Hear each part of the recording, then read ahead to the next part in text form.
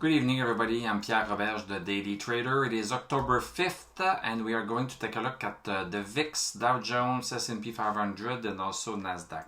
So VIX is down 0.52, that's 1.79%, closed at 28.55. It really seems this is the second day we have been outside of this upward channel. So it really seems like we want to get out of that channel. Well, we have been out for 2 days. This is a little bit better than just being out for 1 day. So we seem to be out for good. Stochastic is also at 48 right here. This is nice to see. This is nice to see. We need VIX to come down for the stock market to come up a little bit. So we still have the support at 27.72 that we are respecting. It would be nice if we would crossed a little bit so that we get better gains in the stock market. Let's go look at Dow Jones. So Dow Jones is stabilizing a little bit right here. So it's stabilizing on this double support right here, and it's still respecting this downward resistance. So we are still in a downward channel, even though the last 3 candles we have are green. We are still in a downward channel. We don't have stochastic over 60, so the downtrend is still intact. S&P 500, guess what? S&P 500 is also respecting its downward resistance. Stochastic is still below 60. We are still in this downtrend also.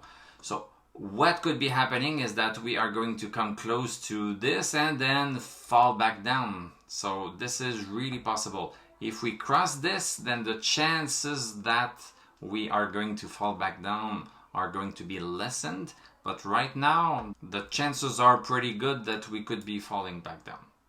But let's not try to anticipate and predict and try to predict. Let's just wait and see and act on what's happening instead.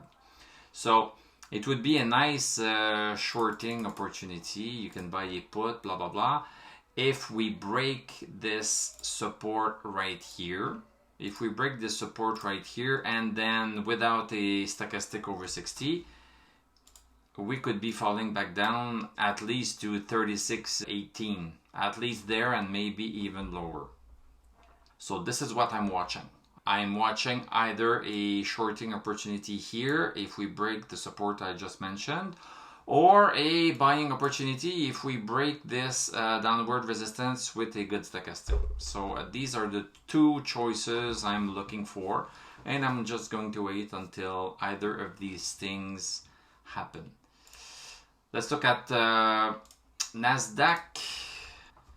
So Nasdaq has broken outside of its resistance, but because we don't have stochastic over 60, I'm not believing it yet. And maybe we are having a double support because it did something like that.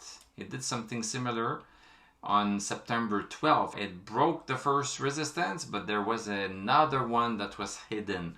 But now it has been uncovered. So then the buying opportunity is going to be after we break this downward resistance that was hidden and we get a good stochastic.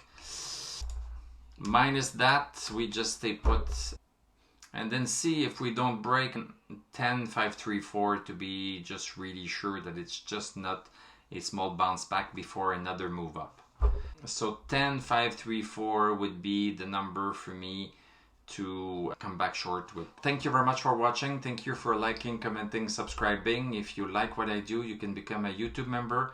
Click on my TradingView affiliate link. I'm going to wish you a great evening. We are going to talk tomorrow, and I'm going to tell you à la prochaine.